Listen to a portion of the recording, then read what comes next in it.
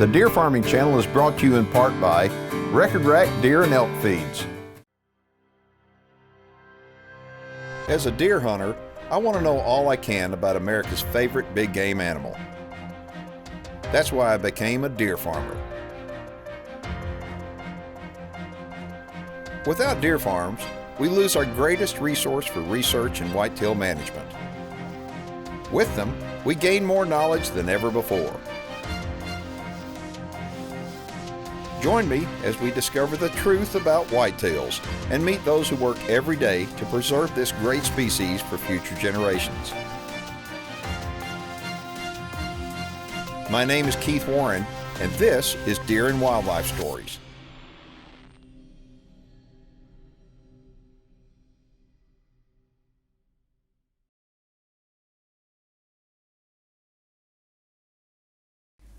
I want you to take a look at some of these deer. They look like they're northern deer, don't they? I mean, they are giant, high, wide, and they're all heavy. But if you think they're northern deer, I think you're going to be surprised when you find out that on today's show, we're in Texas, real close to the Oklahoma border, at a whitetail farm called High, Wide, and Heavy. And on today's show, you're going to see that northern deer brought down here in this Texas climate can do real well, and they do get high, wide, and heavy. All right, we're getting close. I'll be here any second. Here it is, right here.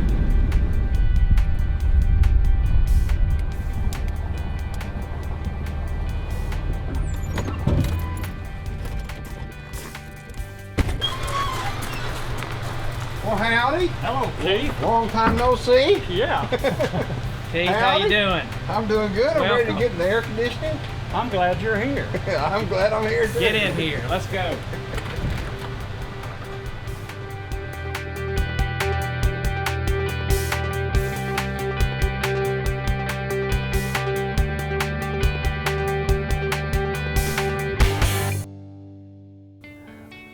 We've been in the deer farming business for about 10 years.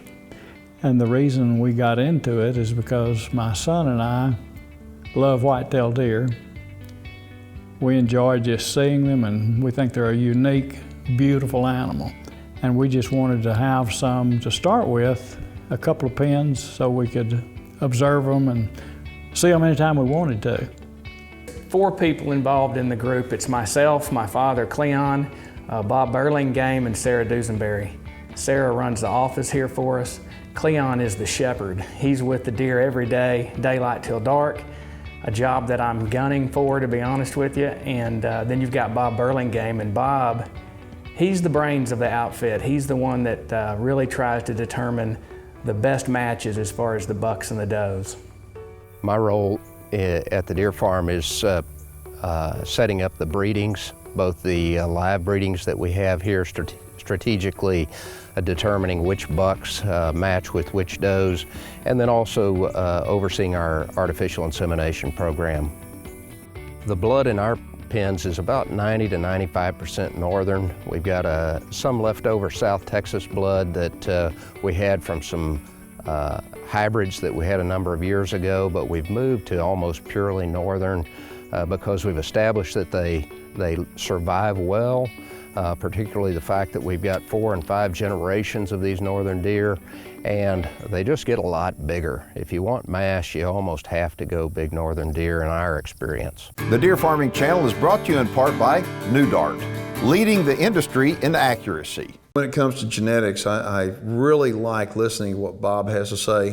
When I listen to his words, I think just like Cleon has wisdom about life and about deer, Bob is very wise when it comes to genetics. From a genetic standpoint, we look for dominant genetics in a couple of ways. In the buck, we're looking at what's on his head, and then we're looking at what he's thrown.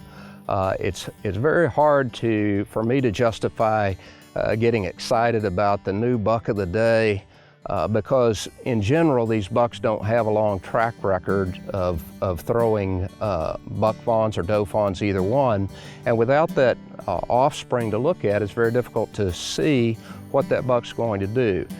The picking through dominant genetics is a very difficult process, and many times that's why I like to go back to some of the older line bucks because we have a good track record with them. I think we've underrated a lot of those bucks because our husbandry techniques have changed now. We're growing deer bigger with the same genetics, and I think we underrate a lot of those older line bucks anyway, and to find one that throws dominant traits because we have such a history on them is really, really helpful in a breeding program like ours. With regard to the frames on our deer, the consistency that we're looking for requires breeding with dominant genetics that primarily throw big frames and throw them in a consistent fashion. If dealing with recessive genetics, the problem is you'll have one buck out of 20 or 30 does or one buck out of 100 fawns that is really, really big, but the only way you're going to achieve consistency and consistently big frames is to breed with dominant genetics.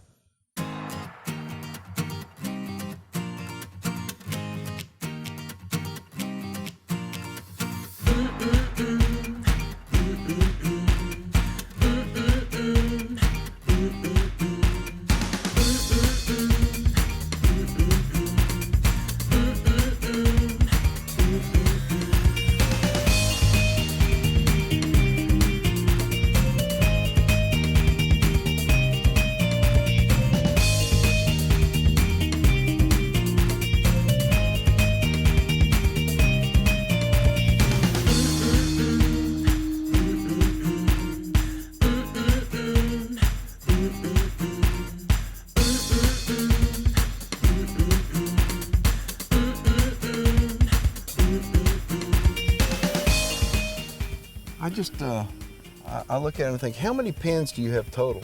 22. 22. And how many deer do you have on the entire place? We have about 350. Wow. And when we started, we're going to build 2 pens just to have some deer to look at. And we decided, well, it wouldn't take much more to build 3 pens. Why don't we just build 3? And we talked and said, we're really not going to need that.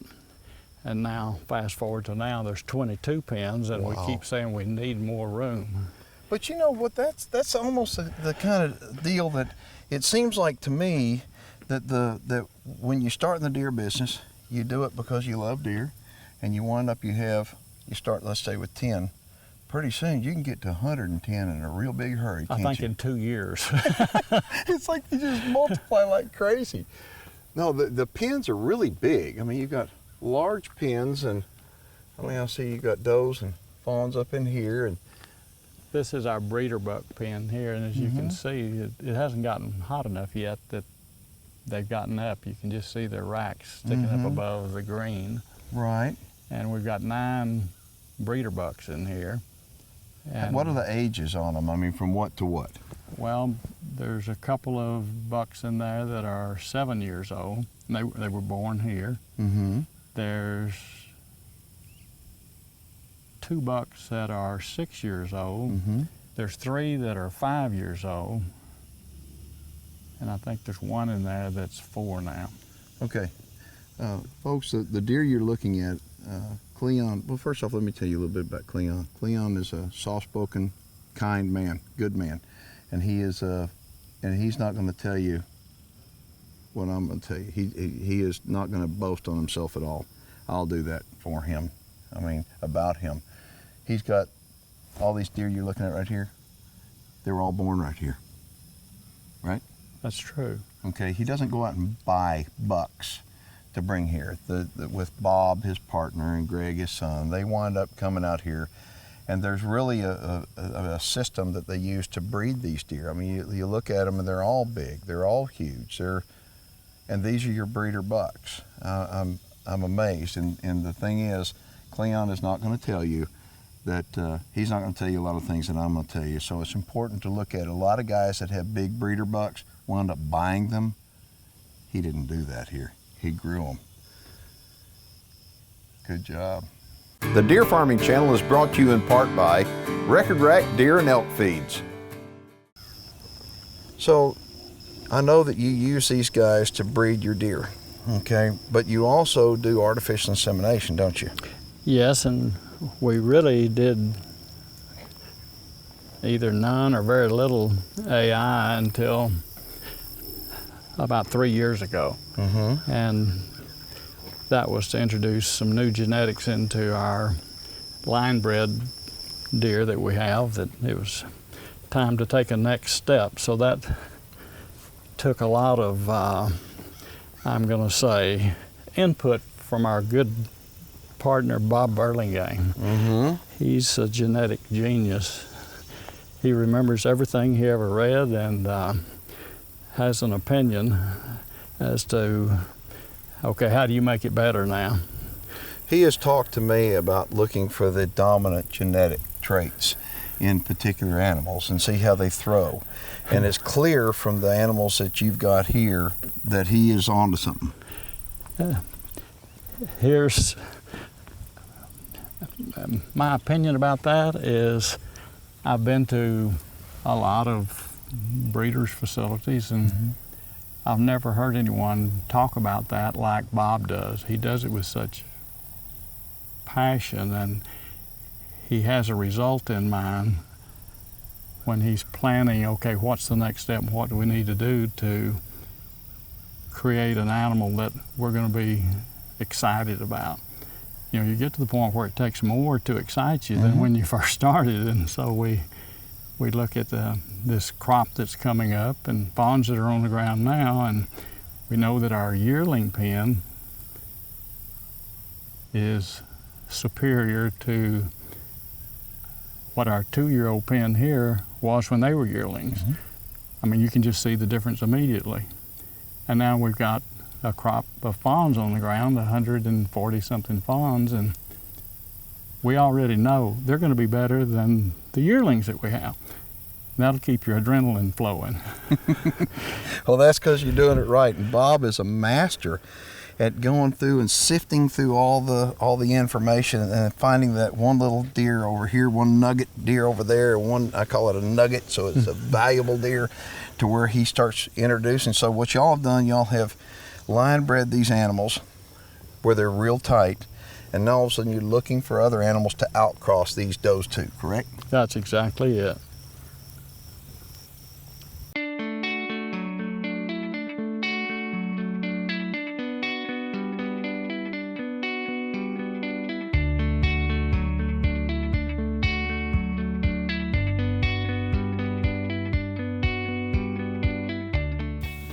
All right, a second ago we were showing you the breeder bucks that he's got, and all of them out here at this farm have been born on here. And I asked him about his 2-year-olds, but we're fixing to show you 2-year-olds. And these 2-year-olds I want you to take a good look at, because the breeder bucks that we just showed you, when they were 2, they were not near as impressive as these guys. So let's take a look at them now. I mean, as I look through here, there's only 4 of them in here, but they're all 4 outstanding animals. And if you would, I really like that clean, typical one right there. Tell me about it. I was gonna say, because that all of them, that clean, typical is just beautiful. Tell me about him. Well, he is the result of some more of Bob's, I'm gonna say, wizardry with genetics. And that's what we're trying to produce. Big ones that are not just big, but big and beautiful. And it's hard to do. You can have good genetics and have really big deer, but it's hard to come up with that look. That look is absolutely beautiful, and that really and truly, that's the look that much of the industry is going for now. And I look at him and I think, as big as he is missing a G4 on that one side. And so I'm just wondering, how do you feel about using him to breed? Because if it was me, I would breed him like crazy, because he's got the frame and the look. Well, he's just 2 years old. And the doe that he's out of is out of a buck that had the exact same situation when he was 2 years old. And every year after that, he was a typical, squeaky clean 12-point. So I feel confident that that'll come through, but not just because of that, but because of what's on the top side. Now, we talked about how these guys are better at 2 than the breeder bucks we just showed you, but I want y'all to realize what we're fixing to show you on the 1-year-old pen.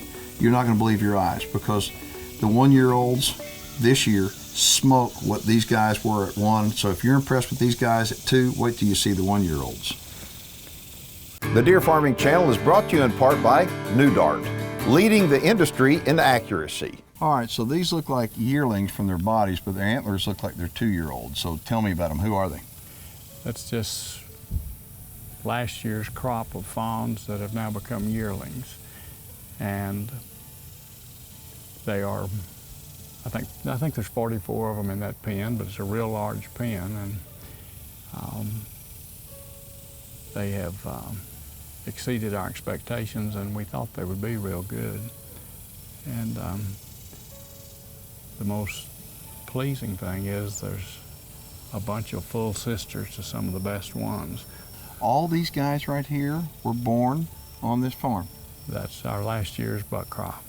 Wow, so folks, what y'all are looking at, this is the first set of antlers on those deer. I look at it and I think there's some of them that are way over 200 inches. I mean, they're way over 200 inches. And the frames on them, I guess that's how come it's high, wide, and heavy. I mean, I look at them, I'm going, you got high, wide, and heavy all put together, and I'm going, I don't know which one's my favorite one. There's a great big wide one over there with one brow tine, and I really, really like him. Tell me about him. Well, he happens to be the one buck out of a set of quadruplets, so we have 3 womb sisters to him. Wow. And so was he the result of artificial insemination? He was, and he's the result of us outcrossing with some new genetics into our does that have been line bred for like 5 generations now. And see, Bob is the one really that kind of masterminds this genetic makeup, and so he realized years ago that y'all needed to outcross to something, and it's clear that he has figured out the producers. You know, he talked to us about dominant genetics and looking for that dominant genetic line, that whether it throws tine length or mass or width or whatever, and it's clear that he struck a nerve on that one. That's good. But what about Pink 44 over there? I mean, that's a heck of a nice deer there. That's another result of our outcrossing. That's a P.A. Geronimo's son, and his twin brother's in the pen with him there, and that's that real big one that's bigger than him score-wise, but that 44 is a very beautiful one, and we think enough of him that we've named him, and we normally don't name bucks out of yearlings, but we named him Quanah Parker. And folks, listen to him because he's the daddy. He knows. He's been doing this a long time, and these deer right here, he didn't buy any of them. Okay, they made these. I mean, between Greg and Bob and Cleon, they made these deer, and that's their program. When you take a look at the quality across the board, I mean, there's farms that have got a lot more deer than you, okay, that may get lucky and produce 1 or 2 as big as yours, but consistently, yours average, they're beautiful. So I know quality genetics, you've got them in those animals. Thank you. I'm very excited about them, but I'm always excited about the new crop that comes in. This is an exciting time of year, and it's a time of year that a lot of deer farm tours go on. Okay, so if somebody wants to tour your farm, give them a telephone number to call. I'm the one that's, of the 3 of us, that's here on the ground every day, all day long, and the one that gets to do that. Okay, so what phone number can they reach you on? 214-384-4006. And folks, bring a pair of binoculars with you, and bring a camera, because you're not going to believe your eyes. From the moment I got here and I shook their hands, it became very apparent there's a lot more here than just big deer. These people have passion, they have commitment, and they're having fun doing it. The deer business is like the fountain of youth for everybody, and especially Cleon. A man his age having this much fun ought to be illegal, and being able to share it with his partner and his son Greg, and then also with Bob, they have built something that, yes, it's fun, and yes, it's profitable, and yes, it's very impressive, but the most important thing they built is a relationship between themselves, between the deer, and now the most important thing that came out of today's show is the relationship that I have built with them. And I hope that y'all been able to feel the passion, the commitment that these guys have, not just towards the deer, but towards the future of deer and the future of our country.